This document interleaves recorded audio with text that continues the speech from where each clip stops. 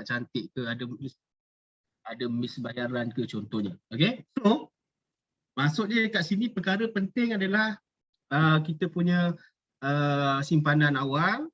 Yang kedua, mengikut pada kita punya kemampuan, pendapatan kita. Nah, beli rumah ni ikut pendapatan lah. Bukan kita mengikut hawa nafsu kita. Siapa tak nak rumah yang cantik, rumah yang besar, of course. Tapi kita tengok pada kita punya pendapatan. Okay? Yang ketiga, buatlah semakan. Buatlah semakan awal siklis.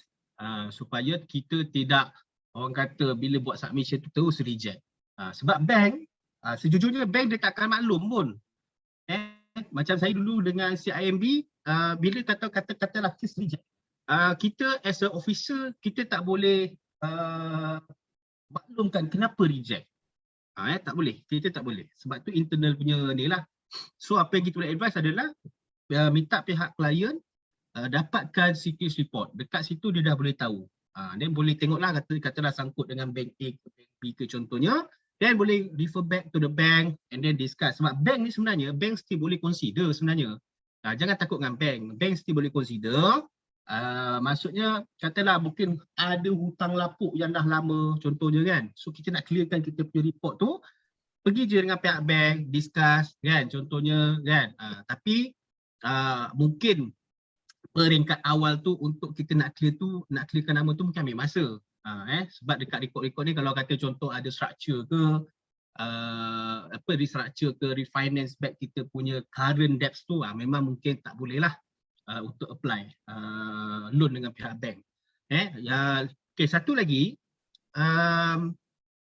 kalau kata contoh dos yang dah ada AKPK, kalau kata contoh ada AKPK, kemungkinan besar, bukan kemungkinan besar lah, memang confirm tak lepas.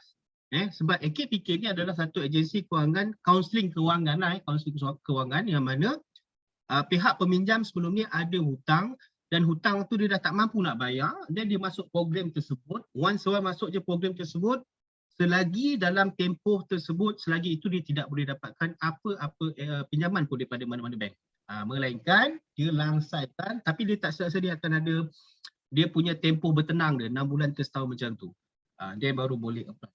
Tapi kalau kata nak apply dengan bank yang sama, katakanlah sangkut dengan bank A sebelum ni masuk program ATPK, dan kita tahu okey bank A ni dia boleh luluskan, memang tak boleh lepas lah. Sebab bank punya sistem, once kalau kata contoh kita ada bad record dengan bank tersebut, okey, benda tu dalam sistem dia akan kekal selamanya. Dia tak ada kata itu dulu 10 tahun punya cerita. Memang 10 tahun cerita, setelah 10 tahun punya cerita lah. Kalau kata kita apply, dalam sistem dia appeal, dia akan terus pop up, this client ada bad history, of course memang tak boleh apply dengan bank yang sama. That's why, kat mana kita nak tahu AKPK ke apa ke, tengok kat siklis tu lah. Tu pentingnya siklis. So report itulah yang akan membantu kita untuk menentukan kita punya status kewangan kita, status kita punya profile facility pinjaman dengan bank tu macam mana. Itu yang penting sebenarnya lah. Alright. So Cik Zarul. Okay. Wah, panjang lebar untuk merancang nak beli rumah ni untuk dapatkan pinjaman ni. Ya. Okay, Cik Syafiq, bila kita dah cerita pasal perancangan ni, banyaklah tadi Cik Syafiq kupas daripada segi siklis, dari segi documentation. Okey, selalunya dekat mana yang banyak masalah dalam dia merancang tu, dekat mana selalunya yang akan jadi masalah? Ikut pengalaman Cik Syafiq lah. Alright. Selalunya, okey, first saya nak sentuh sedikit kepada dos student lah, student yang baru habis belajar, dia bekerja. Yang mana dia ada ambil PTPTN. Dia ambil PTPTN. Okey. Isu PTPTN ni pula, kebanyakan klien yang dah bekerja kan, banyak juga tunggakan PTPTN dia tak berbayar. Cerita dia. Okay. That's why daripada awal bila buat semakan itu, bila ada sangkut tu, at least pihak peminjam tersebut sebaiknya lah katakanlah ada tunggakan mungkin 30 bulan. 30 bulan tak pernah nak bayar sebelum ni kan. So apa yang perlu buat adalah okey, pergi dekat pihak PTPTN ke, call ke PTPTN, maklumkan kepada pihak PTPTN untuk melansaikan baki tunggakan. Bukanlah baki semua. Kalau kata baki semua kata 25,000, tapi ada tunggakan lebih kurang dalam 5,000. 5,000. So settlekan 5,000 tu dulu. Okay. Bila dah settlekan, for the next cycle tu bayarlah bulan-bulan macam biasa. Kan biasa dia akan keluarkanlah bulanan yang biasa. Contohlah sebelum ni patut bayar 100,500. So disebabkan kita dah lansai 5,000 tu, mungkin boleh negotiate dengan pihak PTPTN untuk buat bayaran semula. Mungkin bulanan rendah sikit ke contoh, ataupun bulanan dia sama. So just continue balik. Bayar je macam biasa. Hutang tak berbayar kan. So maksudnya clearkan benda tu dulu. Itu untuk yang pertama kan. Maksudnya PTPTN tu kebanyakan boleh dikatakan based on saya punya pengalaman, bila dapat kes banyak yang isu sangkut pasal PTPTN. Banyak, memang banyak. Kan? Mungkin jelah kadang-kadang ada yang setengah kes tu dia kata dapat kelonggaran daripada pihak PTPTN, tak perlu bayar dulu. Kan cerita dia. Tapi tak tahulah tarikh dia bila. Bila dia dah terlepas, so bila dia dah buat permohonan, tengok ada sangkut. Bila rujuk balik dengan pihak PTPTN, sepatut dia dah start bayar sekian-sekian tarikh. Dia terlepas. Dia terlepas kan. Itu mungkin terlupa, tak apalah. Tapi pentingnya adalah pergi kepada pihak PTPTN untuk restructure semula lah. Yang tu maksudnya kita nak perbaiki balik report pembayaran kita dengan PTPTN. Sebab certain bank, bukan certain bank lah, kebanyakan bank dia akan go through juga. Walaupun PTPTN tu bukanlah satu fasiliti daripada pihak bank. PTPTN adalah perkhidmatan pinjaman daripada institusi untuk pelajar lah, untuk belajar kan contohnya. Tapi PTPTN ni ada dalam secret report cerita dia. That's why submit bank check secret PTPTN 30 bulan tak bayar. Rasa-rasa bank nak bagi lah. Of course bank tak nak bagi lah. Sebab apa bank tak nak bagi? Sebab hutang yang ada pun tak boleh nak bayar. Bagaimana kalau kata pihak bank nak berikan pinjaman? Cerita dia. Okay. Yang kedua pula berkenaan dengan credit card. Okay, credit card, contoh dos, katakanlah ada penggunaan credit card, let's say lah total kredit 10,000. Total kredit 10,000. So, apa yang dia perlu buat adalah, kalau kata kegunaan ataupun outstanding yang dia dah guna, contoh 8,000 ke 9,000 contohlah. Okay, sebaiknya lansaikan at least separuh. Lansaikan hutang yang kita guna tu separuh. Sebab credit card dia akan effect scoring. Scoring maksudnya sebab satu credit card is a unsecured financing. Maksudnya kalau kata contoh kita tak bayar credit card tu, bank tak kisah pun. Kau tak bayar tak apa. Apa bank buat? Bank blacklistkan kita. So apa jadi? Hutang kita akan sentiasa bertambah, late charges contohnya. Okay? So benda tu dia akan ganggu scoring, bermakna kita kena langsaikan at least separuh, 50% daripada yang kita dah guna. Walaupun katakanlah dia cakap saya tiap-tiap bulan saya bayar, saya tak pernah miss bayar, saya guna saya bayar. Okey. Nak tahu juga bayar tu adakah pakai 5,000 lansai 5,000 ataupun pakai 5,000 bayar bulanan minimum. Cerita dia. Kalau kata contoh kredit kad tadi 10,000 dah pakai 9,000. So separuhkan dia. Jadikan dia separuh untuk orang kata bagikan kita punya profile tu lebih cantik. Bank lebih confident lah cerita dia. Yang kedua kalau kata contoh kredit kad yang dah over usage. Dia memang tiap bulan dia bayar memang cantik. Dia punya siklus 000 memang tiap bulan cantik kan contohnya. Tapi bila tengok part dekat kredit kad dah over usage. Daripada 10,000 dah pakai dekat 11,000 ke 12,000. Mungkin sebelum tu dia ada buat cash out ke, maksudnya dia cashkan kredit kad tu ke, atau mungkin ada pembelian barang yang perlu menggunakan extra cash ke. So bila dah jadi macam tu, cerita dia adalah kena sama jugalah, langsaikan juga at least separuh. Langsaikan separuh. And then tunggu the next cycle, once a while dah zero back, and then continue bayar macam biasa, and then baru kita apply untuk dapatkan pinjaman dengan pihak bank. Satu lagi tips berkenaan dengan Sikris. Sikris dia punya debt cycle kalau ikutkan setiap 15 hari bulan. Maksudnya kalau kita buat bayaran untuk Sikris tu katakanlah 25 hari bulan, 7 contohnya, report dia takkan keluar 15/8 tau. Dia akan keluar 15/9.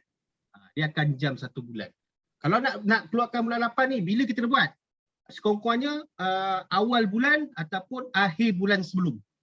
Baru dia akan keluar report untuk bulan 8 tu contoh. Alright. Okay. Kita dah langsai dengan PTN, kita langsai dengan pendidikan. Okay. Yang ketiga berkenaan dengan apa nama tu? Legal action. Ini saya sentuh sikit dengan Sikris. Legal action, tahu tak legal action ni apa? Legal action ni adalah, kalau ikutkan before legal action is account under pematian. Saya ambil dulu account pematian. Maksudnya special attention special attention account. Okey, apa itu special attention account? Special attention account adalah akaun pinjaman yang dalam perhatian bank. Maksudnya dalam report dia tu, kemungkinan dia dah tak bayar 2 bulan, 3 bulan secara berturut-turut. Secara berturut-turut. Okey. Walaupun bulan yang tiap-tiap bulan dibayar macam biasa, tapi sebelum ni dia ada miss 2 bulan sebelum ni dia tak bayar. Dia bayar bulan-bulan yang biasa. Dia mungkin lupalah, senang cerita senang cerita lupalah. So apa yang berlaku adalah bila buat submission confirm takkan lepas. So you all kalau kata benda tu berlaku kena lansaikan juga baki 2 bulan sebelum tu. Selesaikan baki 2 bulan sebelum tu. Tapi kalau kata contoh 2 bulan tu secara betul-betul selama 6 bulan, kalau pada saya lah, kalau kata lebih daripada 3 bulan berturut-turut, maksudnya 2 bulan tu, katakanlah dia dah buat dekat 6 bulan. Yang itu satu cara dia. Satu cara adalah, 2 cara je. Satu cara perlu tunggulah sampai report tu clear.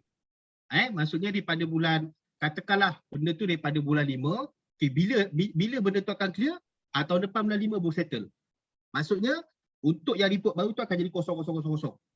Tu setahun. Okay. Yang kedua, nak katalah mungkin nak percepatkan urusan nak dapatkan rumah, nak buat pinjaman rumah. Okay. Maksudnya kat sini perlu buat full settlement. Buat full settlement and then close account. So benda tu dah tak wujud dah. Habis dah tak nampak lah. Okay. Apa berkait pula dengan legal action? Okay. Legal action pula. Maksudnya tindakan mahkamah ini bila sesuatu pinjaman tu tidak dibayar mungkin lebih 3-4 bulan. 3 bulan ke atas lah. Cerita dia. Kadang-kadang benda tu sampai bertahun. Kan? Kita pun buat tak tahu. Ada hutang tapi kita buat tak tahu kan. Bila sampai dekat surat mahkamah, pihak third party akan call nama cik ni nanti boleh di blacklist lah. Biasa rasanya mungkin audiens kita mungkin ada facing benda-benda ni lah. Kan? Diorang call. Kan? So kita jadi macam tekanan. Memang tekanan. Memang tekanan. Sebab benda hutang memang tekanan. So katakanlah benda tu berlaku, maksudnya kita punya report, kita tahu report kita tu ada benda tu. Okay, caranya adalah rujuk balik dengan pihak bank, tanya dengan pihak bank berapa baki yang kena bayar. Yang ni tak boleh bayar tunggakan. Ni boleh bukan, katakanlah ada tunggakan 5,000, hutang ada 20,000, tunggakan 5,000, dia tak boleh cerita-cerita bayar 5,000 sikit, tak boleh. Kalau legal action ni memang kena buat full settlement. Kena buat full settlement, kena habiskan terus. Macam contoh situation dia, setengah bank dia akan hire third party, account tu masih lagi under legal action ataupun under SAA, and then pergi ke third party, then selagi mana kita buat bayaran pada third party, selagi itu akan ada dalam report kita, report Sikris tadilah. Okay. Macam mana kita nak clearkan adalah kita melansaikan hutang tu dengan pihak third party tadi. So pihak third party akan update kepada bank menyatakan hutang kita dah langsai. Then for the next cycle untuk Sikris itu tu baru nampak clear cerita dia. Okay, lepas tu berkenaan lagi umur. Biasanya umur pula, umur juga memain peranan untuk beli rumah ni. Kalau umur terlalu muda, umur 18, kan, umur 18 baru bekerja nak beli rumah, memang agak sukarlah, kan. Jadi kalau ikutkan macam bank ni, kalau umur 25 ke atas ni okey lagi. Dia maksudnya orang yang umur 25 tahun ke atas, dia dah orang kata dah sampai satu tahap niang dia, nak kahwin lah senang cerita. So dia dah ada tanggungjawab cerita dia. Kalau umur muda-muda ni, tak semua yang akan ada, yang kita akan jumpa orang macam umur 21, 22 yang mentaliti dia ni yang masih bertanggungjawab, tidak. Dia orang masih lagi macam zaman-zaman enjoy lah cerita dia. So memang agak sukar sedikit. Tapi kalau kata contoh nak beli rumah umur muda, kemungkinan perlu ada someone kena join lah sebagai macam guarantor ke contohnya, untuk nak memperkuatkan dia punya profil untuk lepaskan dia punya loan lah. Okay. Tapi pada saya nasihatkan dekat orang luar sana lah, sangat-sangat bagus pada you all peringkat muda itu beli rumah sebenarnya. Sangat-sangat bagus sebab rumah ni aset kan. So pada peringkat awal, carilah rumah-rumah yang murah dulu. Carilah je hartanah ni. Orang mesti ada je. Cari rumah-rumah yang orang kata kita mampu bayar. Okay, katalah gaji dalam 3,000, okay, kita bajet bulanan dalam 700 ke 800. Carilah rumah yang mungkin range-range yang itu dulu. Kan? Tak kisah low cost ke contoh kan. At least kita ada first property. Kita ada first property. For the next nanti once a while dah orang kata dah berkahwin, sebagai contoh. Okay. So for the next tu nanti mungkin ada perancangan yang lain pula untuk beli second house. Itu adalah cara yang terbaik yang saya boleh advice lah. Untuk umur pula, satu lagi untuk pinjaman. Pinjaman kalau ikutkan maksimum kelayakan boleh apply sehingga 70 tahun. Maksimum tempoh lah, maksimum umur lah. Yang mana tempoh bayaran semula dengan pihak bank semaksimum 35 tahun. Kalau kata contoh umur klien 40, 30 tahun. Kalau 50 layak 20 tahun. Kalau 35 tahun ke bawah layak untuk 35 tahun pembayaran semula. Adakah kalau kata contoh saya umur 28, saya nak apply 20 tahun je, boleh ke? Boleh, tak ada masalah as long as kelayakan ataupun dia punya kiraan DSR persen untuk DSR tu layak untuk lepaskan dia punya loan tu, tak ada isu. Dia sebenarnya macam sekarang ni bank pun dia punya package bagus. Bank tak ada macam tengoklah certain tengok open on profile.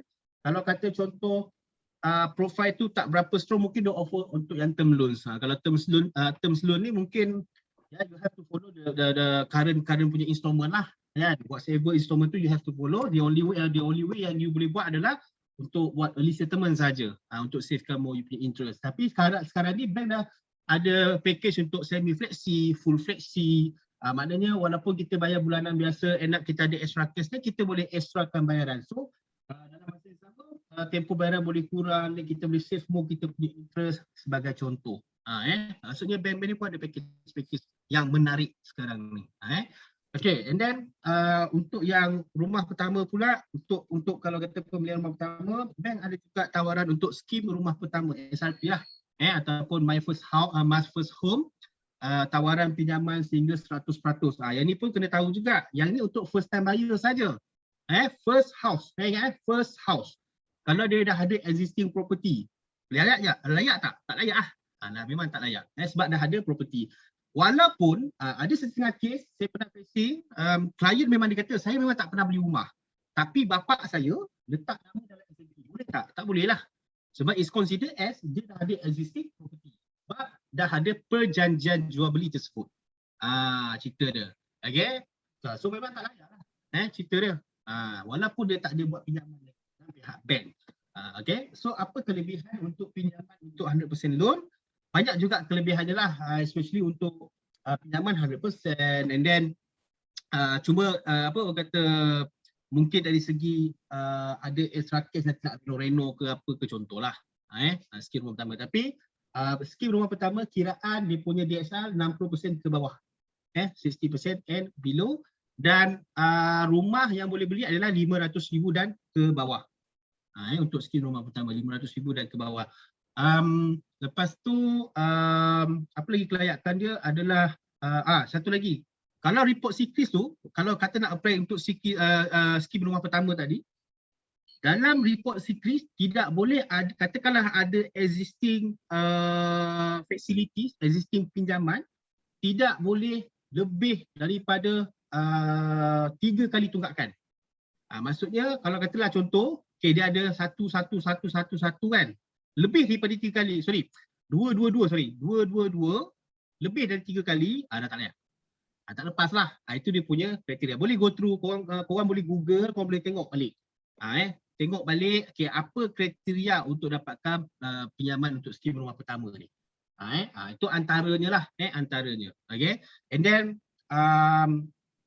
banyak jugalah ada setengah bank dia ada offer untuk yang CKP, skim jaminan kredit perumahan ada, skim PPR pun ada. Kalau ikutkan dekat sini pihak bank, orang kata kenapalah susahnya nak apply dengan pihak bank. Sebenarnya bank dia tak susah tau. Bank dia tak, bukan kata bank tak nak bagi pinjaman. Cuma isu dia adalah apabila kita punya profil kita tak jaga profil kita. Kita ada pinjaman sebelum ni kita tak jaga. Bagaimana kalau katalah sebelum ni dah ada dekat 5-6 bulan kan. Lepas tu nak beli rumah, lepas tu nak buat pinjaman pula dengan bank. Bila bank tengok report, alamak. Kan? Kalau kita lah, contoh kita sebagai peminjam, kita beri pinjaman kepada orang tu dah tak bayar lama, tiba-tiba dah datang nak pinjam lagi. Mana mahu kita nak bagi kan? Sama juga dengan bank. Kan? So maknanya, daripada peringkat awal tu lah kita buat tapisan. Kan? Cek sikris, kalau ada report-report yang, report-report tak cantik, balik, cerita dia. Alright, Cik Zarul? Okey, wah panjang lebar banyak masalah selalunya dalam untuk apply pinjaman patutlah orang kata loan susah nak lepas sebab banyak masalah sebenarnya. Okey, bank memang dia nak bagi sebab itu bisnes dia. Okey, tapi pembeli sendiri yang ada masalah. Okey, so kita pergi sekejap kepada soalan-soalan ni. Oh banyak soalan ni nak kena layan. Kita kena layan. Okey. Daripada Puan Fifi Natasha. Okey, soalan dia.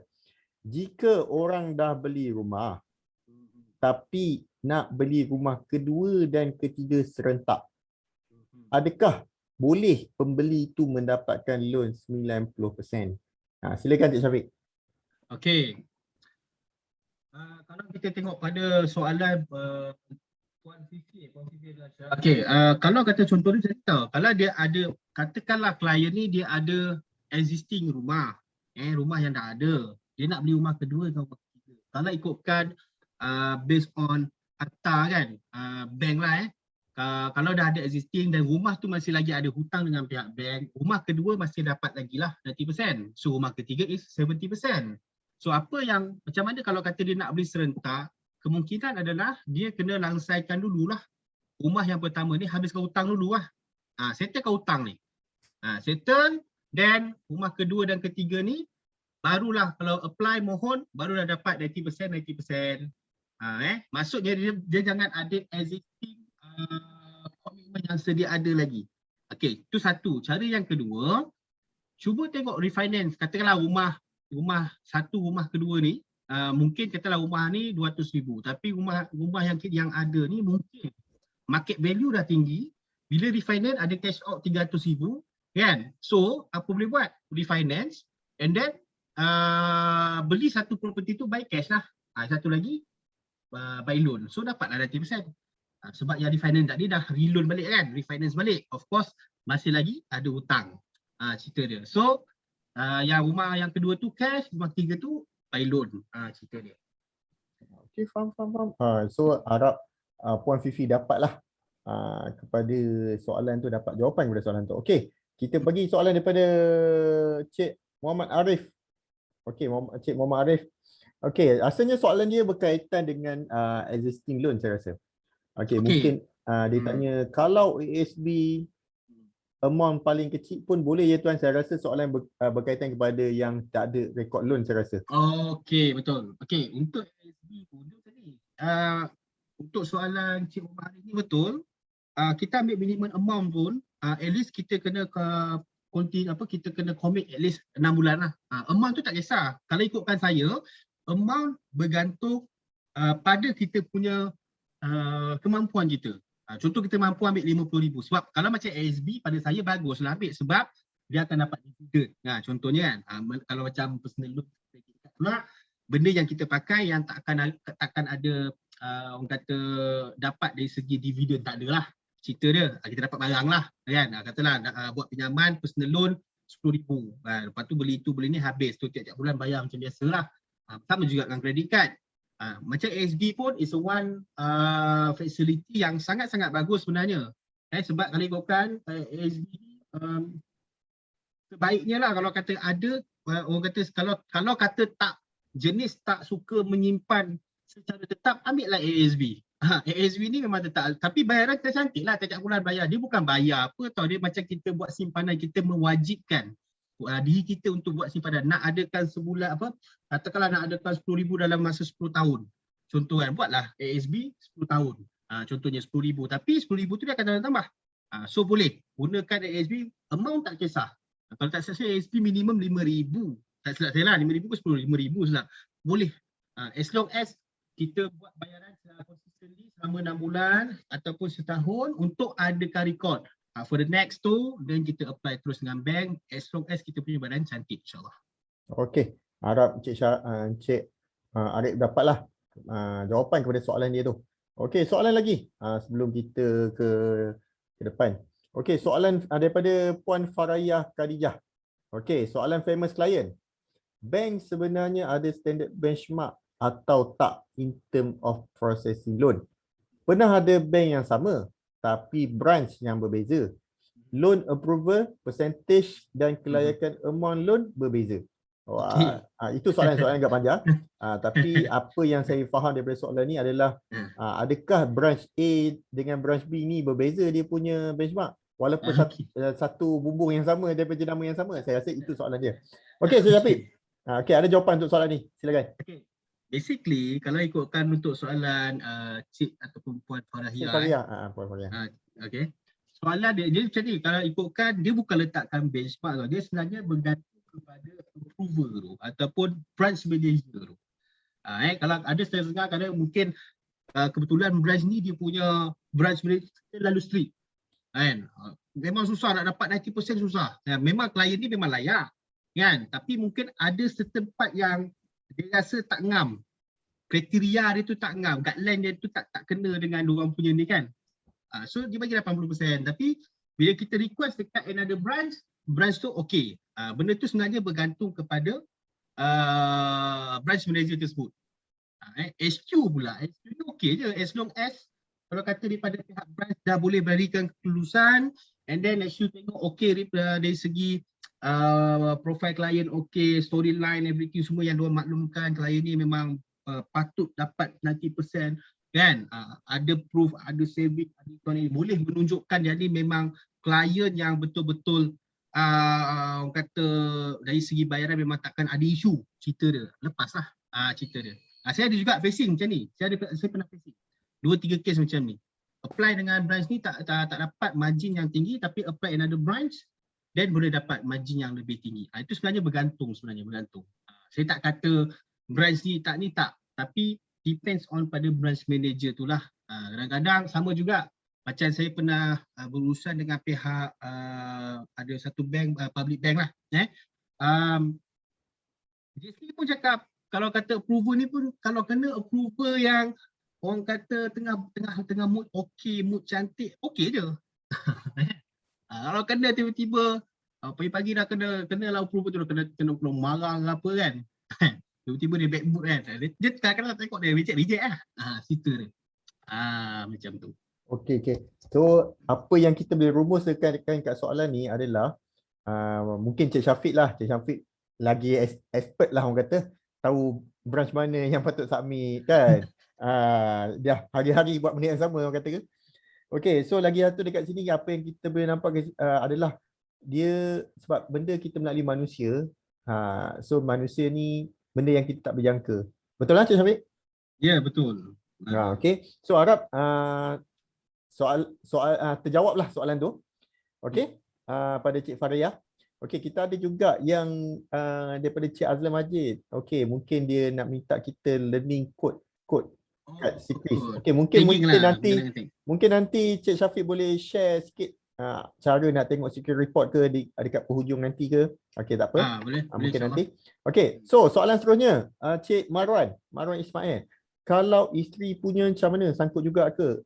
Okey, ini mungkin pada joint loan code. Rasa saya lah. Rasa saya sebab rasanya joint loan yang dimaksudkan sebab soalan ni tak lengkap.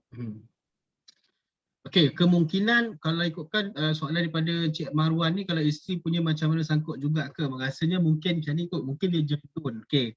Kalau join loan, walaupun salah seorang ada bad record, salah seorang ada bad record memang tak boleh. Kena both, dua-dua kena clean. Si Chris kena clean. Walaupun join 4 orang sekalipun.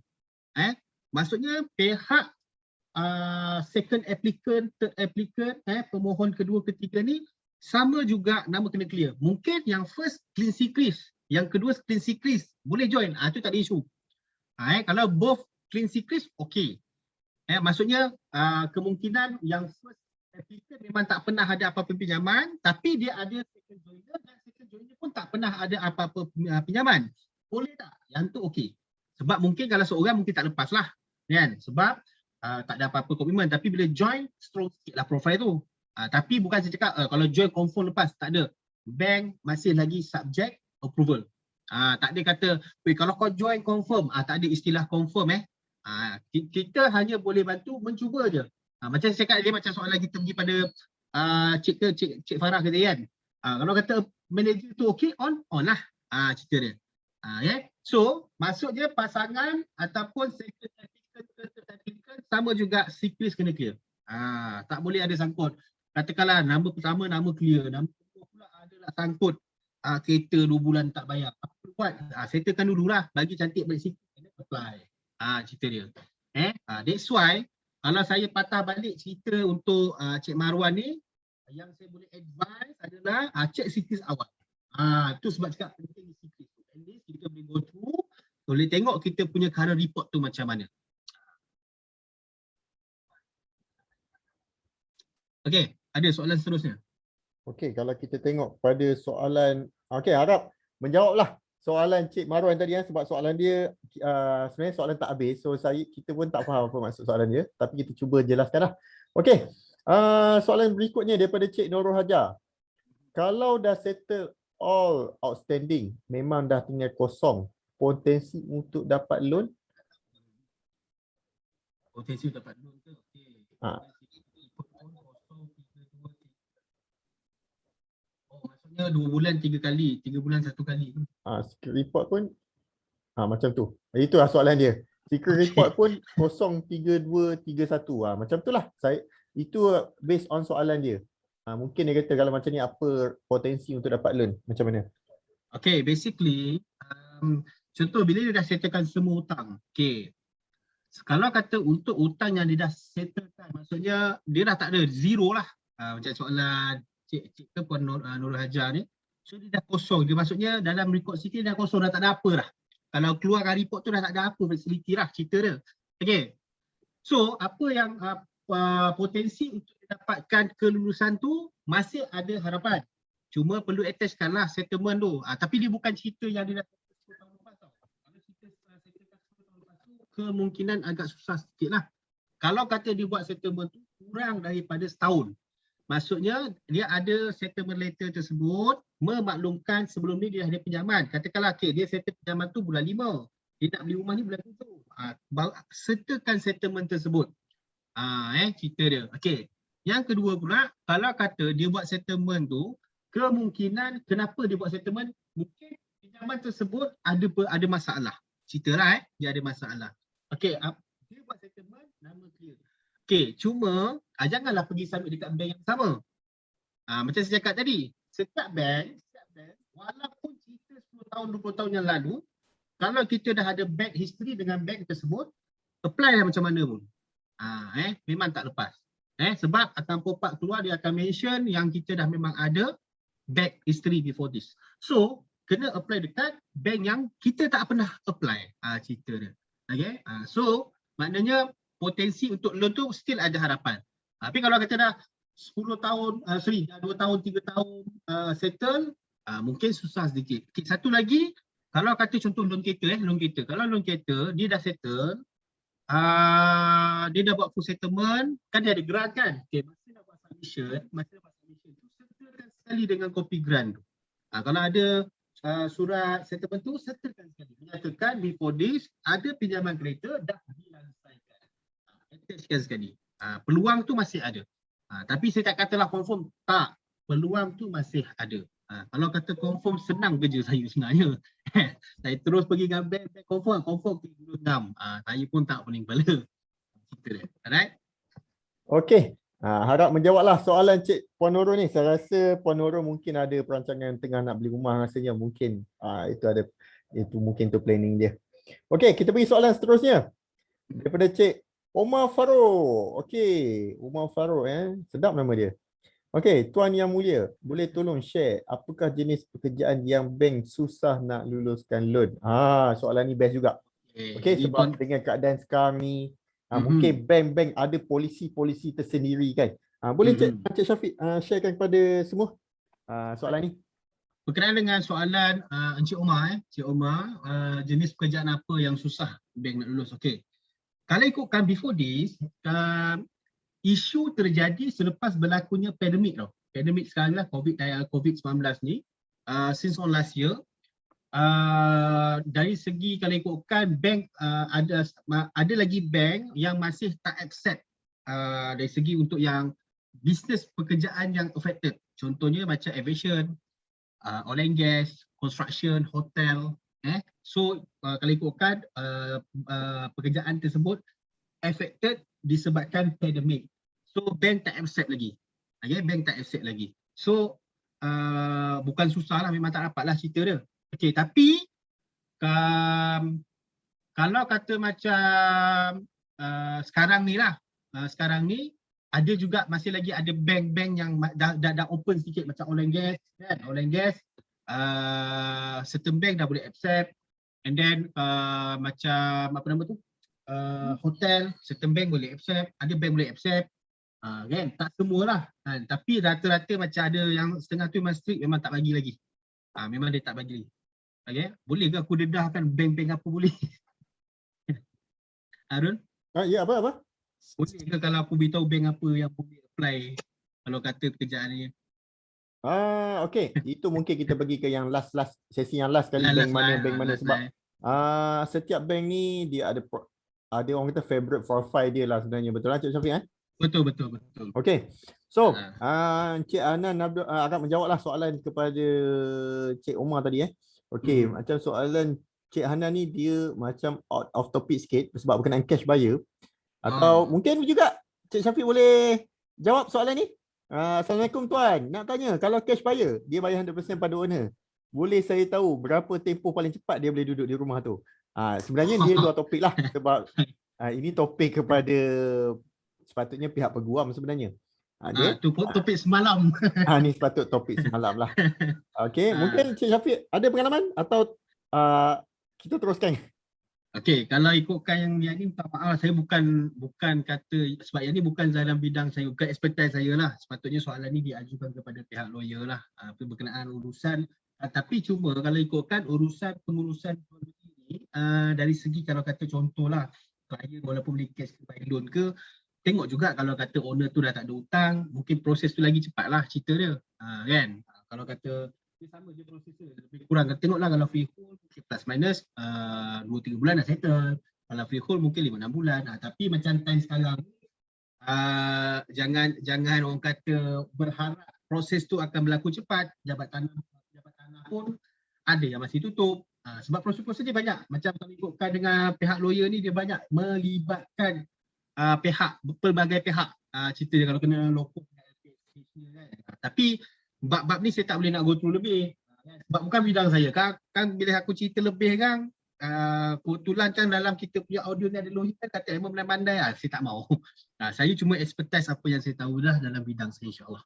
Okey, mungkin saya boleh sentuh sikit pada Cik Anan sebab semalam pun ada pihak peguam ada cerita sikit. Dia sebenarnya jika cash buyer dia bergantung kepada consent pada owner lah. Kalau dia dah bagi 100%, owner nak bagi terus pun boleh.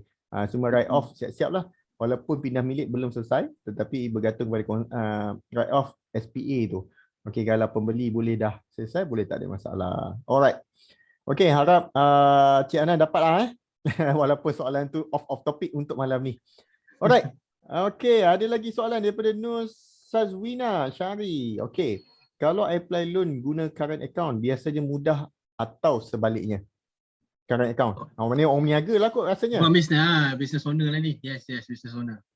Okay, basically untuk business owner lah, kalau ikutkan for currently, due to pandemic lah, banyak company, especially company kecil, banyak yang efek. Even yang besar pun banyak efek tau.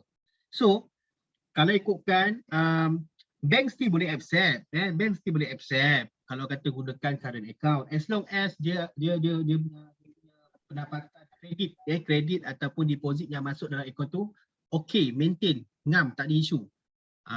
Tapi katakanlah, yang saya punya experience lah, kalau dia nak beli rumah, katakanlah harga rumah tu 300,000, sekurang-kurangnya pendapatan untuk 6 bulan pendapatan yang masuk, average sekurang-kurangnya dia kena ada at least dalam 50 ke 60,000 dan ke atas lah, 50,000 ke atas.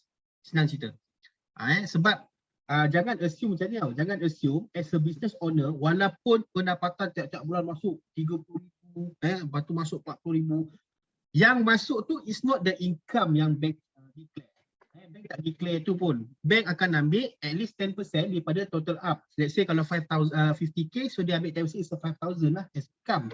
Kadang-kadang kita yang berniaga, of course macam saya kalau saya berniaga, berapa yang masuk, aku consider itu income aku lah. Kan? 20,000 masuk, 30,000 masuk, income aku lah. Kan? Tapi sebenarnya tak, bank tak tengok macam tu. Kalau macam tu, banyak orang bisnes mudah dapatkan pinjaman. Tapi bank masih lagi melihat dari segi kekuatan company tu juga. Kan? Kau berniaga jadi siapa? Kan? So far kalau kata masa pandemic ni, affected tak? Kan? Sebab setengah ada yang dah affected, mungkin bulan tahun lepas okey lagi. Kan? Masuk 100,000, 200,000, kena bulan baru, tahun baru, bulan baru, bisnes turun. Contohnya. Okay? So benda tu efek. Walaupun kita bagi previous saya punya company masuk 100,000, 200,000, itu previous. Dia nak yang 6 bulan yang terkini. 6 bulan yang terkini. Kalau 6 bulan yang terkini solid, cantik, ngam, tak ada isu. Tapi make sure walaupun dia ada current account, make sure bayarlah tax. Declare lah tax. Sekurang-kurangnya 2 tahun. Sekurang-kurangnya 2 tahun tax declaration with receipt. Declare, semua boleh declare. Kan? Bayar ke tak? Kena bayar, bukti, ada bukti. Receipt. Ngam. Itu tak ada isu. InsyaAllah. Okay. Banyak soalan ya, kita go through ya. Menarik, makin menarik sebab selalunya berkenaan pinjaman ni memang ejen lah, apa-apa property agent yang akan menghadap dulu. So bagus sediakan payung sebelum hujan. Alright, Cik Syafiq, kita pun dah pergi kepada beberapa soalan pasal perancangan awal untuk macam mana nak rancang beli rumah lah, mendapatkan pinjaman. Okey, selain dia rancang, adakah dia perlu prepare apa-apa kos bahagian pinjaman perumahan ni? Okey, kalau bahagian deposit rumah tu mungkin bahagian ejen lah. Mungkin ejen yang dia akan uruskan. Tetapi untuk kos-kos yang terlibat dalam belian subsale, okey, termasuk dalam apply loan, mungkin Cik Syafiq boleh sharekan sikit. Alright, basically, contoh macam kos-kos yang terlibat lah, especially kalau kata untuk property subsale. Contohnya property subsale. Okay, of course, first, macam saya kata lah, peringkat awal adakan simpanan sekurang-kurangnya 10 to 15%. 10% ke 15% daripada harga rumah kita nak beli tu. Contoh, katakanlah harga rumah nak beli tu 300,000, sekurang-kurangnya kita kena ada berapa? Lebih kurang dalam 40,000 lah, sekurang-kurangnya lah. Dalam 40,000. Sebab first akan buat bayaran booking. Yang ni mungkin antara negotiator lah, negotiate antara pihak property agent dengan pihak klien. Biasa dia akan untuk yang first deposit tu dalam 3.18%. Bergantunglah macam mana dia akan negotiate. Okay, cost yang pertama adalah booking. Booking of course dia kena bayar lah. Kena bayar. Okay, tapi booking tu bukanlah kata macam saya lah. Sebab saya cakap macam saya cakap tadi lah daripada awal. Sebab tu sebelum booking check secret. Check secret. Dah check secret, kita dah tahu kemampuan kita, then baru kita book. Cerita dia. Okay. Yang kedua, apabila dah sampai satu level untuk perjanjian pinjaman. Ataupun SMP lah, Sales and Purchase Agreement. So akan melibatkan kos guaman kan, kos guaman. Yang ini pun sebagai klien, okey, sebab tu tadi kena ada filter daripada awal, kena ada knowledge lah, kena ada knowledge, pengetahuan tentang pembelian jual beli rumah ni. Kan, kos-kos yang terlibat. Okey, contoh untuk SMP tadi, okay, macam mana nak tahu? Simple je, tanya je dengan ni property agent. Setiap property agent yang kita deal tu, diorang dah ada dah lawyer yang diorang dah familiar, lawyer yang diorang dah biasa. So diorang akan dapatkan quotation. Diorang akan dapatkan quotation dan diorang akan maklumkan kepada klien lah. Okay, klien kau kena prepare ni contoh. Ataupun biasa diorang akan buat kiraan kasar. Dia ada kiraan kasar dia lah. Kan? Kalau actual, dia akan bagi quotation, that's yang orang kata amount yang kena standby. Okay, yang ketiga, untuk loan agreement lah. Loan agreement pun ada juga kos yang terlibat. Ada juga kos yang terlibat untuk perjanjian pinjaman. Kebiasaannya untuk perjanjian pinjaman untuk kos ni, untuk kos pihak lawyer bank, kos ni boleh, ada certain bank dia boleh financekan masuk terus dalam kita punya loan. Ada setengah tak boleh. Tapi disebabkan tadi yang saya cakap, standby je lah. At least 15%, 15% kita punya cash tu, simpanan tu untuk itu di rumah. Kalau tak cover, at least kita ada cash untuk kita nak lansaikan. Okay. And then untuk lansaikan baki deposit. Awalnya tadi 3.18 and then baki deposit 6.82%. So untuk baki deposit ni pula, lihat juga kalau kata nak buy cash tadi kita ada okay. Ataupun nak keluar melalui akaun 2 KWSP. Kan? Pun boleh. Tak ada masalah, pun boleh. Mana kalau nak keluarkan akaun 2 untuk settlekan baki deposit pun boleh. Tapi tengoklah cara bagaimana daripada peringkat awal masa kita nak apply ataupun nak booking tu, macam mana kita deal dengan ejen hartanah tadi. Kalau kata ejen kata owner setuju, tunggu lepas keluar EPF, okey, tak ada masalah. Kalau kata tak, standby je lah cash. Standbykan cash untuk lansaikan baki deposit tersebut. Okay, and then valuation fee, yuran penilaian. Yang ni pun ada juga terlibat kos ni. Kos ni pun ada dalam urusan pembelian rumah. Jual beli rumah dia ada juga urusan pembelian rumah. Biasa kos ni boleh di-finance. Ada some tak cover lah. Ada some bank dia tak cover. Ada some bank memang dia boleh financekan dalam kita punya pinjaman tersebut. Contohnya. Okay. Maknanya kos-kos yang terlibat ni, first kali booking, kedua SMP, ketiga baki deposit, keempat adalah untuk loan agreement fee, dan yang kelima adalah valuation fee. So kos-kos ni lah yang kalau kata especially untuk rumah sub-sales lah, untuk rumah sub-sales. Okay, kalau kata bagaimana pula rumah ada kon, kalau rumah ada kon ni, dia tak banyak sangat kos nak keluar lah. Kan? Cuma berani tak berani lah letak deposit 500 ke 1000 ke contohlah. Kan? Dia deposit kecil. Kan? Tapi dari segi kos-kos tu kadang pihak developer semua kos dah termasuk dalam pinjaman tersebut. MOT-nya apa semua dah termasuk dah. Maknanya macam orang kata dapat rumah cuci kaki je lah. Tapi kalau sub-sales, of course memang kita kena ready cash at least 10% to 15% sebagai cengkeram kita untuk kita buat bayaran. Dia macam consider macam kita beli kereta second lah. Macam kereta second kan mana ada dapat full loan lah. Kan? Biasa bagi kadang-kadang dibaginya pinjaman tu 50%. So nak tak nak kita kena ada lah cash 50% untuk settlekan dia punya baki deposit tu. Sebagai contoh. Okay. So maknanya untuk proses-proses ni yang melibatkan kos-kos ni perlulah mempunyai perancangan awal. Macam saya cakap tadi lah. Kalau boleh, katakanlah nak beli rumah, set bila? Katalah tahun depan nak beli. Bila tahun depan buat kira tu. Aku kena ada buat simpanan berapa. Contoh. Kan? Tengok bajet. Janganlah gaji 3,000 beli rumah 500,000, 600,000 memang payah lah. Sebab kalau kata rumah 500,000 bulanan pun dekat 2,000 lah. Kan? Dekat 2,000 gaji 3,000 memanglah nampak macam mampu. Kan? Tapi pada bank, apa akan berlaku selepas 5 tahun, 10 tahun akan datang? Kan? Sebab dia akan sentiasa naik turun. Kan? Kalau kena contoh masa tu rate naik, tahun tu pula naik. Sudah tak mampu nak bayar, Rumah kena lelong, nama pula kena beli, tak satu masalah. Tu orang kata beli rumah ni ikut kita punya kemampuan dulu. Kan? Tapi bila kita beli rumah daripada peringkat awal, sekurang-kurangnya sebab rumah ni tak adalah kata susut nilai dia terus drop macam tu, tidak kan. Tapi at least kita ada first house ataupun rumah pertama yang kita beli ni adalah tempat kita nak berteduh lah, senang cerita. Kan. Walaupun mungkin income kita besar, awal pakai kereta mewah, kereta ni bagus kan. Kita jangan ke arah tu pula kan. Kau fikir rumah ni aset. Tu pentingnya kan. Tapi sama juga tadi lah kan, make sure ada track record. Buat track record macam tadi ada soalan daripada kita punya sahabat tadi.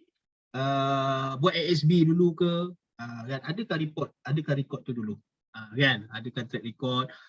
So bila dah cukup masa, dah sampai 6 bulan ke setahun, kita tengok balik simpanan ada tak, cukup tak, kalau kau beli rumah ni cukup tak kan, kira-kira okey boleh. Dia cari property agent, okey, tengok rumah-rumah mana yang bersesuaian kan dengan kita punya kelayakan tu. Biasa ejen-ejen dia akan cuba, dia akan bantu, jangan risau. Diorang bantu, diorang tak minta korang, tak ada minta pun kat klien duit, tak ada kos, yang tu tak ada kos. Diorang tak ada minta. Tak ada kos pun dia bawa korang pergi viewing, walaupun katakanlah ejen tu ada 10 rumah kan. Lepas tu kenalah klien, aku nak tengok 10 rumah ni. 10 rumah ni aku nak tengok kan. Padahal design sama je. Cerita dia tapi ada tak ada charge, tak ada kos. Itu memang tak ada sebarang kos. Kan. Ada orang bawa kan. Pergilah cek tengoklah mana rumah tengah ke, rumah tepi ke, end lot ke, corner lot ke, contohnya kan. Kalau kata ada yang charge, tu saya tak tahulah kan. Tapi setakat ni market memang tak ada lah, insyaAllah. Okey, panjang lebar pada kos. So secara kesimpulannya, rumusan untuk kos lah. Seperti Cik Syafiq ada explain tadi, beberapa kos-kos boleh dimasukkan dalam loan kita. Seperti yang diberitahu adalah 2. Penjanjian loan agreement dan valuation fees. So maknanya ada apa-apa lagi yang boleh kita masukkan sekali dalam loan kita? Adakah SPA, sale and purchase agreement boleh masuk sekali, atau benda-benda lain yang include sekali dalam loan? Okey, kalau untuk SMP memang tak boleh nak masuk lah. SMP tu memang kita kena ready cash. Sebab tu cerita tadi 10% tu. 10% tu termasuk dengan legal fee tadi. So legal fee untuk SMP kita kena ready cash. Tak ada lagi istilah untuk SMP masuk loan, tidak. Dalam loan, katakanlah bank boleh cover untuk legal fee untuk loan agreement, valuation fee, yuran penilaian, dan juga untuk MRTT. MRTT ataupun MLTT. Ini untuk bergerak dengan takaful untuk pinjaman tersebut. 3 benda ni dia boleh masuk. 3 benda ni sahaja. Kalau kata subsidies lah. So maksudnya kos tu dah memang dah boleh masuk. Untuk SMP kita tak masuk. Okey, maksudnya kita dah faham. Bahagian yang kita perlu sediakan adalah SMP, di mana 3 bahagian lagi kita boleh apply dalam loan bank kita. Itu yang paling mustahak. Kebanyakannya kita tak tahu. Okey, mungkin termasuklah new agent yang baru menciburkan diri dalam bidang ni lah. Okey, saya rasa kita pada soalan, soalan-soalan ni dah jawab tadi. Yang pasal business owner, pada soalan Puan Fifi, kalau business owner bank lihat pada income tax atau bank statement atau kedua-duanya, rasa dah jawab soalan ni tadi. Dah cover kan? Okey, tak apa. Yang ini biasa dia sama juga. Kalau kata for business, some bank dia akan prefer tengok pada bank statement. Some bank dia akan tengok book. Maksud saya, kalau kata contoh yang business owner, as long as dia ada buat tax declaration, at least boleh try banyak bank, cerita dia. Boleh try banyak bank. Kalau tak banyak bank yang boleh accept kalau kata business tak pernah declare. Kan?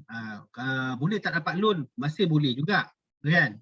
Tapi tak strong lah cerita dia. Maknanya kita ada peluang pun tak banyak. Jadi kalau ada buat declaration tax, so kita boleh ada few, banyak bank lah. Okay? Kebiasaannya macam soalan Puan Fifi, some bank lihat bank statement, some bank memang akan tengok bank statement dan income tax. Cuma business ni kriteria dia itulah orang kata to to be make sure lah yang mana dia menjalankan bisnes tu ada transaction daripada pihak ketiga, kan, acceptable lah, bukan yang yang setengah orang bisnes masuk ke personal account. Tu pun tak boleh tau. Berniaga masuk personal account. Memang bank tak accept lah. Bagaimana berniaga gunakan personal account. That's why kena ada current account. Cerita dia. Alright? Okay. So semoga terjawablah soalan Puan Fifi. Mungkin Puan Fifi ni owner bisnes saya rasa. Sebab dia lebih berminat kepada soalan-soalan yang business owner. Alright. Kita pergi pada soalan seterusnya. Oh, ada soalan daripada yang bawa daripada semalam ke hari ni. Saya minta Encik Muzammil ulang balik soalan yang semalam supaya kita lagi clear untuk menjawab lah. Minta Encik Syafiq jawab lagi jelas dan detail. Okay, so kita pergi soalan next. Encik Idham Yusof. Boleh ke buyer tak nak ambil MRTT? Macam mana Encik Syafiq? Okay. Basically, kena faham tau. Bank negara sendiri, MRTT is an option. Okay, tetapi kenapa pihak bank, dia bukan wajib tau, tapi kenapa pihak bank masih menawarkan MRTT untuk peminjam tersebut adalah sebab pihak bank pun perlukan jaminan sekiranya berlaku insiden yang menyebabkan kematian ataupun menyebabkan insiden yang melibatkan kecacatan kekal ataupun lumpuh lah cerita dia. Kalau kata klien tersebut memang ada polisi coverage, mungkin tak ada isu. Mungkin tak ada masalah. And kalau kata dia tak ada MRTT tu, sebaiknya, pada saya sebaiknya lah, sebaiknya ambil lah. Kalau tak nak, boleh, tak ada masalah. Tak ada isu. Maksudnya kalau katakanlah klien ada existing, dia dah ada mungkin coverage dia tu 400,000, dia punya rumah 300,000, dia tak nak MRTT, boleh, tak ada masalah. Tak ada isu pun. Tapi kalau dia tak ada, ambil lah. Sebab kena faham, pinjaman yang kita buat tu besar. Bukannya 20,000, 30,000 punya cerita. Ni 200,000, 300,000 punya cerita. Maknanya kalau kata kita buat pinjaman, kalau kata anything happen, at least ada some insured cover untuk lansaikan hutang tersebut. Ceritanya. Kalau kata dia tak nak MRTT, dia ada kita ada satu tu MLTT, hibah ke whatever lah, adalah existing coverage tu cukup untuk melansaikan dia punya current liability ataupun tanggungan, boleh, tak ada masalah. Dan bank pun tak forcing pun. Tak ada lagi bank forcing wajib kena ambil, you tak ambil you kena cancel, tak ada. Tak ada. This is an option. Implement by bank negara itself is the option. Sama ada klien nak ke tak ada masalah. Tapi kalau ada existing, okay. Kalau tak ada, prefer apply. Lagipun kalau pada saya lah, MRTT is more cheaper than MLTT. Even it's just different is dia reduce dengan leveling. Tapi insyaAllah untuk yang MRTT, MLTT, saya rasa Cik Zarul ada orang yang akan di speaker yang boleh menerangkan apa kelebihan MRTT, MLTT tu. InsyaAllah besok Zarul. InsyaAllah esok bab. InsyaAllah. Okay, ada lagi soalan? Okay, Cik Syafiq. Okay, agak harap menjawablah kepada pertanyaan Cik Idham tadi. Alright, kita ada soalan seterusnya. Cik Zuraidi Muhammad. Okay, salam Cik. Kalau staff government tapi ada side income business, statement nak 6 bulat juga ke? Itu soalan dia. Mungkin dia ni staff government dan dia buat business kot. Okay, silakan. Okay, Waalaikumsalam Cik Zuraidi. Okay, kalau kata dia staff government and ada side income, okay, side income ni kita nak tahu sama ada dia buat, let's say lah, part time ke, as a maybe macam property agent, insurance agent, co-way agent, contohlah. Okay, contoh. As long as statement ataupun part time yang dibuat tu, to go through, dibayar gaji part time tu dibayar melalui bank, bukan cash. Tadi saya lupa beritahu. Kalau kata bekerja by cash, memang susah cerita. Melainkan kalau kata bekerja gaji by cash tapi ada potongan EPF, ada slip, ada EPF okey. Ni dah tak ada, slip tak ada, EPF tak ada, gaji cash memang parah. Memang tak boleh nak buat. Bank tak accept lah. Okey, balik pada cerita Encik Zuraidi tadi. Kalau kata contoh ada part time, as long as ada okay, and then income tu dibayar melalui bank. Sekurang-kurangnya 6 bulan lah. Dia macam ni dia. Kalau kata contoh pendapatan tu fix, pendapatan tu fix, 3 bulan pun cukup. Kalau tak fix, maksudnya tiap-tiap bulan tak sama, at least 6 bulan. Okay. Kalau kata macam contoh set income business statement, katakanlah at the same time dia ada business, okay, wajib SSN, current account, ni benda ni wajib lah kalau dibuat part time business pun. Okay, sekurang-kurangnya memang perlukan 6 bulan. Untuk business owner, perlukan 6 bulan. Katakan dia bekerja dalam masa yang sama, dia ada company, dia ada business, sekurang-kurangnya 6 bulan lah.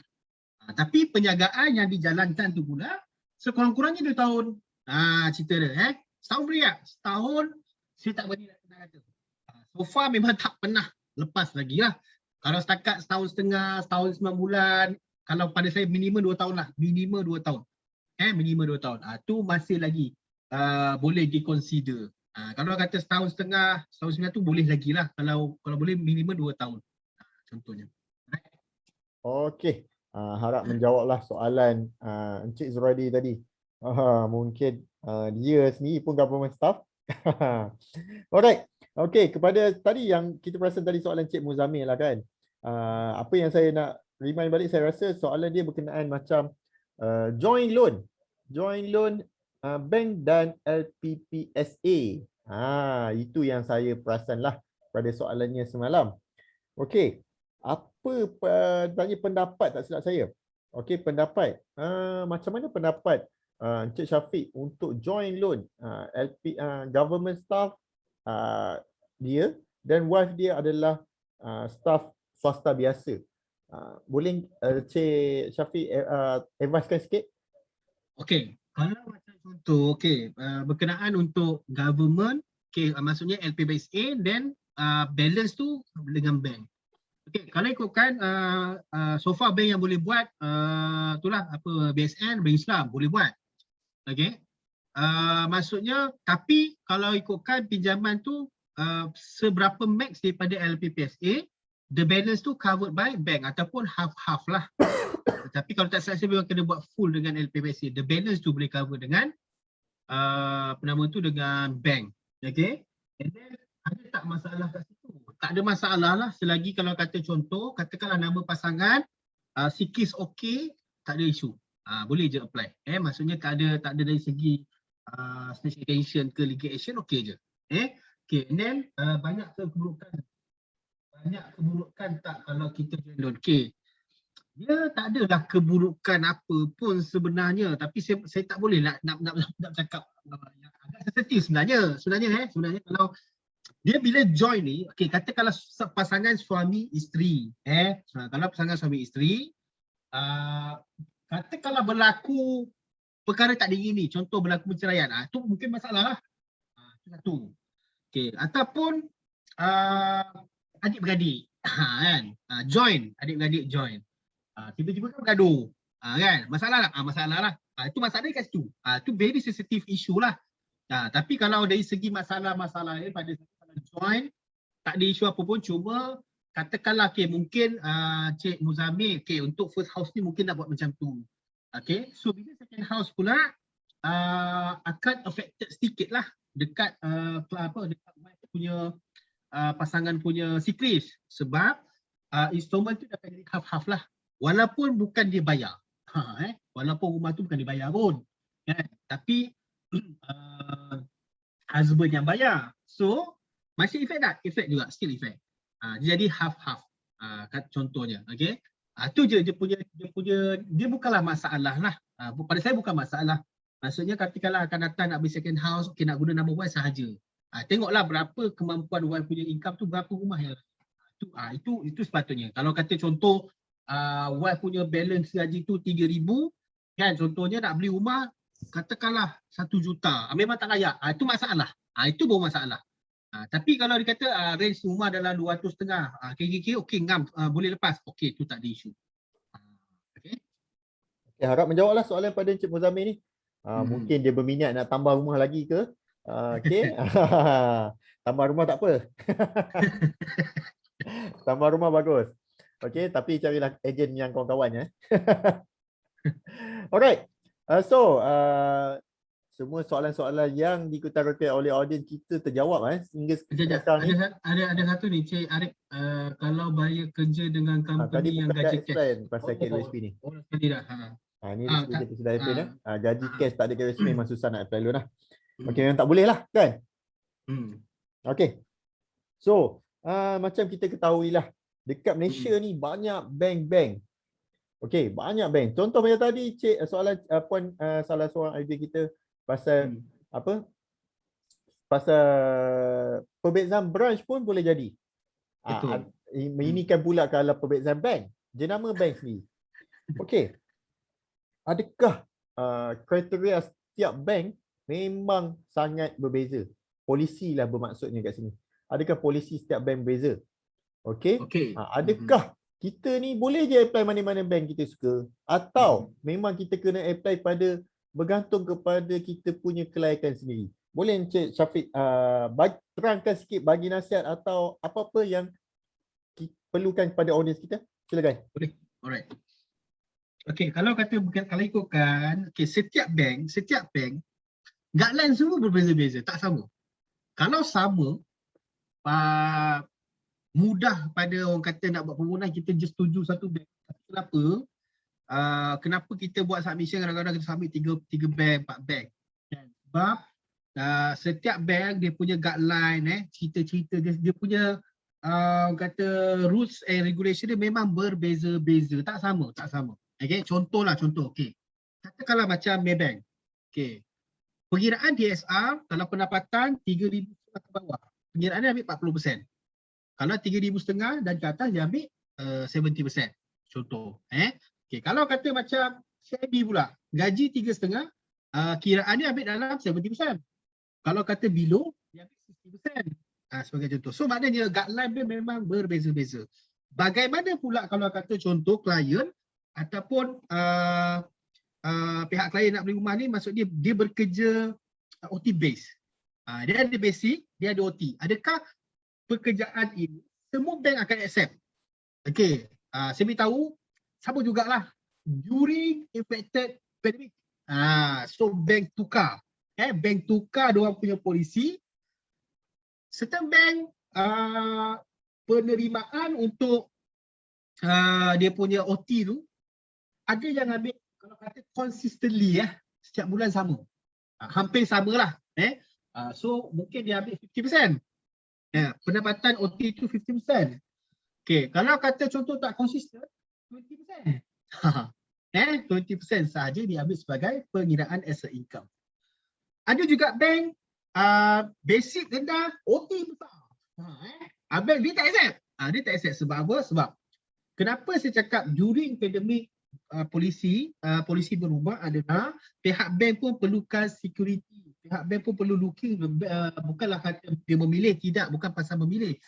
Masalahnya adalah kalau kata contoh pekerjaan, katakanlah klien ni hanya bergantung kepada OT. Apa berlaku sekiranya OT tak ada? Basic, katalah basic 1,500. Contoh. Komitmen katalah komitmen 1,000. Tapi sebabkan sebelum ni ada OT 1,500, 2,000. Maknanya average tiap-tiap bulan 3,500. Kan? Apa berlaku? Tak ada OT. Kemampuan dia nak bayar hutang nanti macam mana? Yang existing 1,000. Contoh. Katakanlah dia beli rumah tu mungkin bulanan dalam 500. Maknanya OT, existing hutang ada, campur 500, maknanya total dah 1,500, hutang 1,500, basic 1,500. Cerita dia. Okay, lepas tu berharap OT kan. Apply tak lepas. Kenapa bank tak ada? Sebab apa berlaku kalau kata contoh tak ada OT. Kan?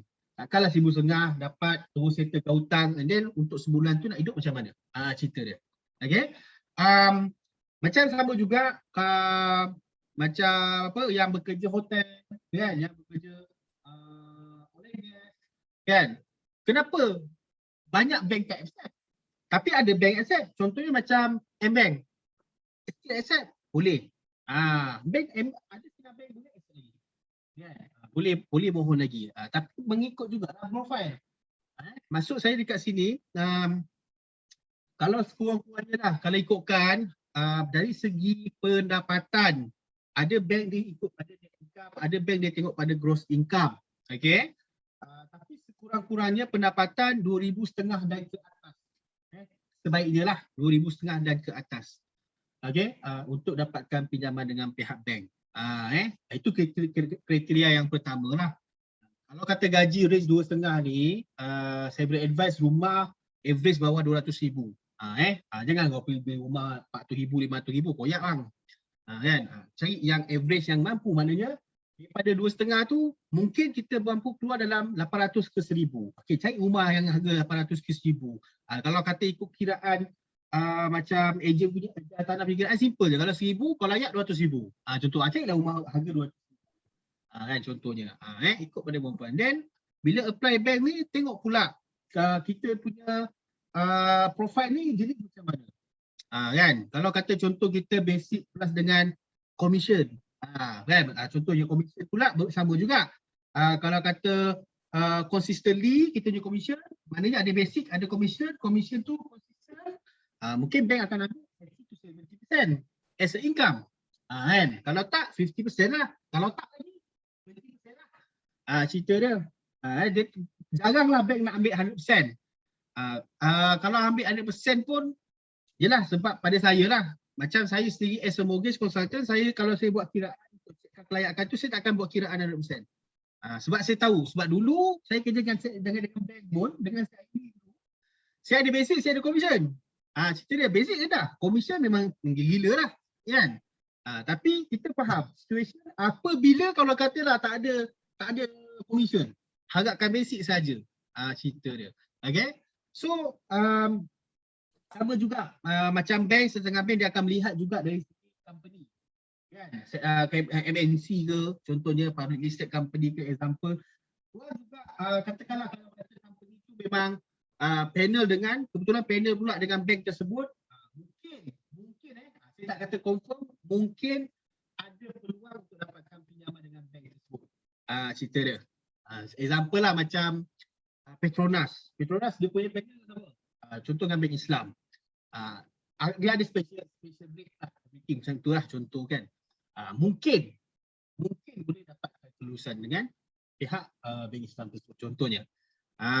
Tengok juga kalau kata company tu enterprise, katalah bekerja company tu enterprise, dan lepas tu bayaran gaji pun tak konsisten.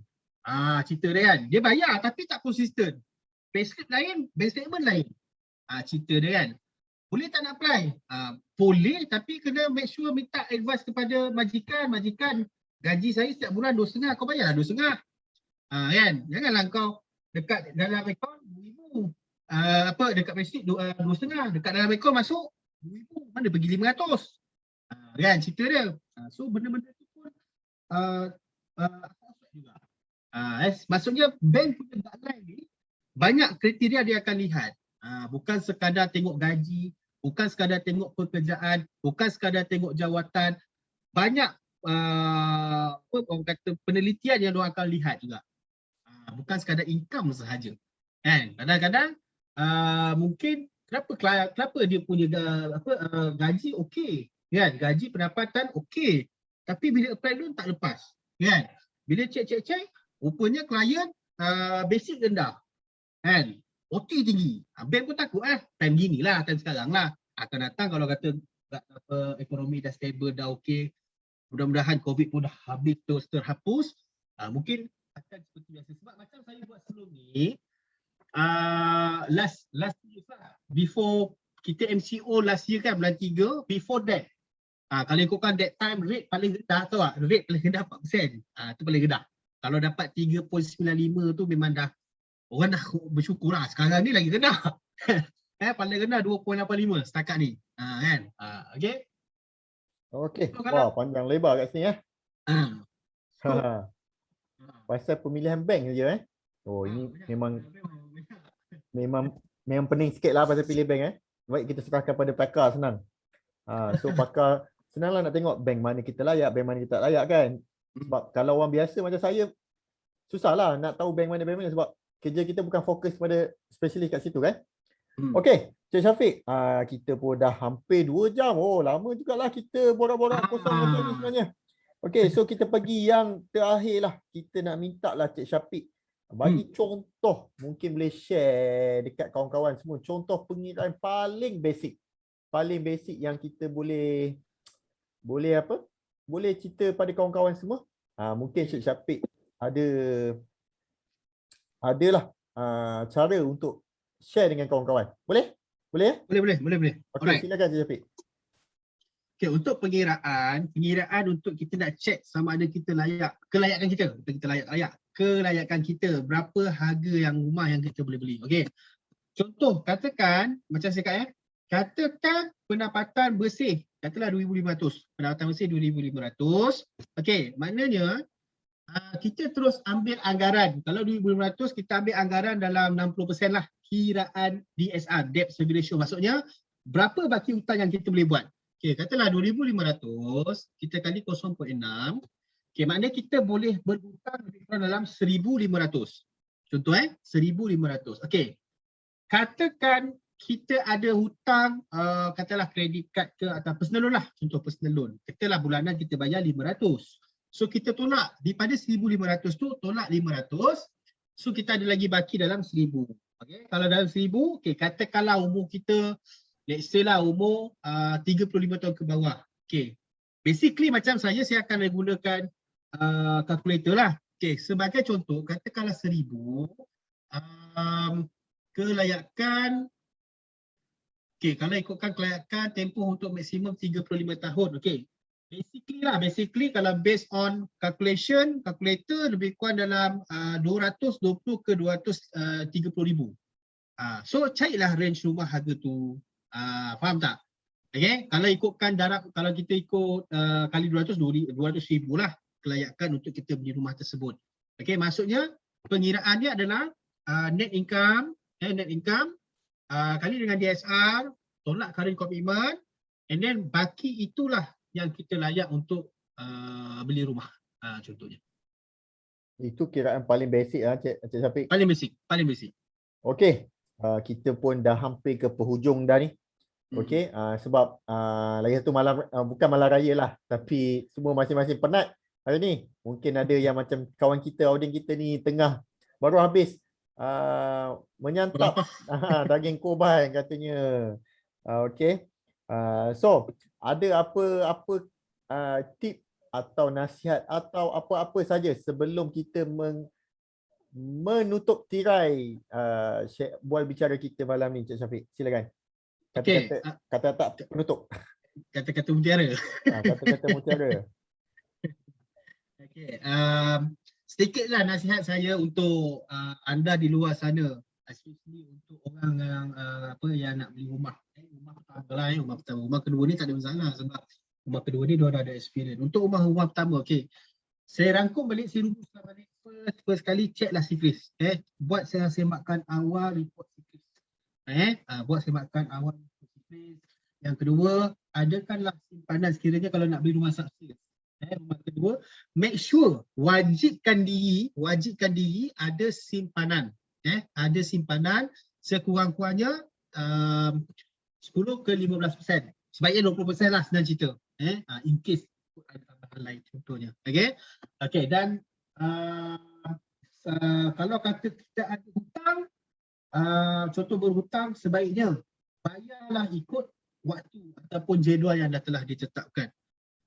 Kan? Kalau sebaiknya setiap tahun, kalau hutang personal loan, kalau nak bagusnya setiap 3 bulan ataupun 6 bulan semak balik. Semak statement, bayar tak. Okay, and then untuk yang graduate yang dah bekerja dah 5 tahun, dah kerja 10 tahun, make sure PTPTN tu clearkan lah. Kalau ada bayarlah. Bayarlah PTPTN tu. Kan? Kita bukan apa, nak berkat lah sikit. Kita dah pinjam belajar dulu kan. Kita nak dapatkan keberkatan. Saya sendiri pun dulu saya marah. Saya pun ada sangkut kan. Tapi masa tu dapat offer daripada pihak EPF. Kebetulan barang kata boleh bayar pakai EPF dan kita lansai habis. Alhamdulillah. Alhamdulillah.